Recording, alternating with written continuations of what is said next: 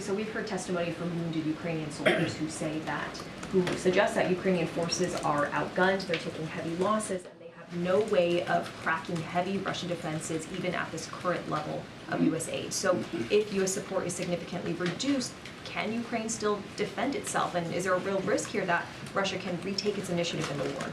Well, I mean, to be blunt, the answer to your first question is no, and the answer to your second question is yes. I mean, it is very important that Ukraine continue to get the support it needs on the battlefield. I can't speak for battlefield conditions in any one area and how much ammunition they have, but we know that the counteroffensive has not gone as far or as fast as even the Ukrainians want it to. It's still a violent fight on two major lines of axes, one in the Donbass area and one down south, south of Zaporizhia.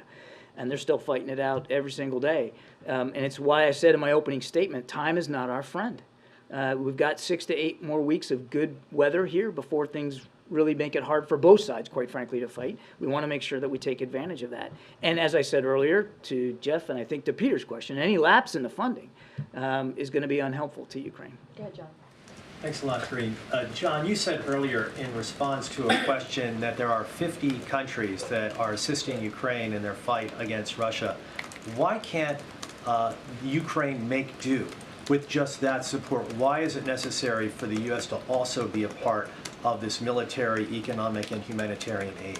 Well, there's a lot there. First of all, there's incredible convening power by the United States.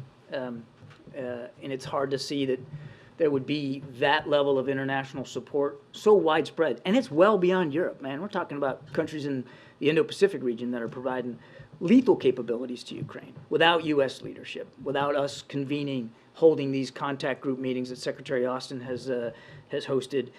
U.S. convening power, U.S. leadership on the world stage matters. People follow our example. That's number one. Number two, we have, continue to have, the most powerful military in the world and the largest, most capable defense industrial base in the world. There's no other nation that can produce the kinds of arms and equipment and systems that the United States can.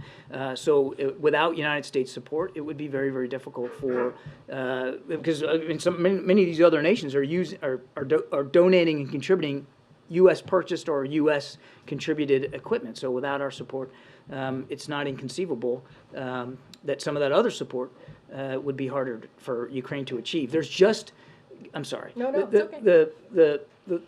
The scope and the scale, the ferociousness of the fighting right now in the counteroffensive, and the expenditure rate of munitions means that there has to be a sufficient production capability to back it up. And no other nation has that like the United States. Now, we know we have to continue to accelerate our own production capability, but no other nation can do that but the United States. So it's really important that we stay in this fight with Ukraine and that we continue to lead the world, as we have, under President Biden's leadership in providing their support. And just to follow up, if there is not passage of a new aid package by Congress, does Ukraine risk essentially depleting its munitions, depleting its military equipment? It would depend on whether there is a lapse and for how long it is. And it would also depend on what's going on the battlefield. I mean, some days they expend more than others. I mean, it's war, it's combat. Every day is different in every location, so it's hard to answer that question accurately. On the upcoming drawdowns, this summer Jake Sullivan was describing cluster munitions as a bridge in supplies. Is the U.S. expecting to send more cluster munitions in these upcoming drawdown packages? I'm not going to get ahead of future packages. We don't typically foretell what's going to be in there.